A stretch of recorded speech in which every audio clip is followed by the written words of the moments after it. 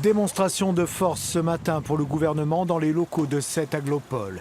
Muriel Pénicaud, la ministre du Travail, ainsi que 2 secrétaires d'État sont venus à la pêche aux idées. Un tour de France visant à mettre en avant des projets qui fonctionnent, comme allier conchyliculture et énergie renouvelable. Mettre du photovoltaïque sur les tables de la conchyliculture pour à la fois produire de l'électricité, ça permettra de compléter les revenus, mais aussi mieux oxygéner à l'intérieur du bassin, enfin à l'intérieur de l'étang de Thau, pour que l'amélioration de la qualité de l'eau permette d'avoir toujours autant d'oxygène et donc la culture fonctionne. On a tous les outils juridiques et financiers, mais qui sont à disposition du territoire pour pouvoir trouver des solutions qui vont permettre d'amener de l'innovation, de l'attractivité sur ces métiers, de la relève.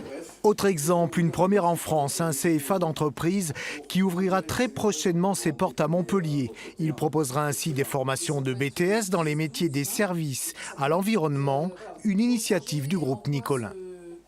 On ne détient pas la vérité, mais on essaye de faire les choses du mieux possible et qu'on peut transmettre à des jeunes qui ont l'envie, parce qu'il y a beaucoup de jeunes qui ont envie et qui n'ont peut-être malheureusement pas eu la possibilité dans leurs études, et bien, par le CFA des métiers, que ce soit de football ou que ce soit de l'environnement, ça leur permet de les aiguiller sur autre chose et leur donner une nouvelle chance dans leur vie.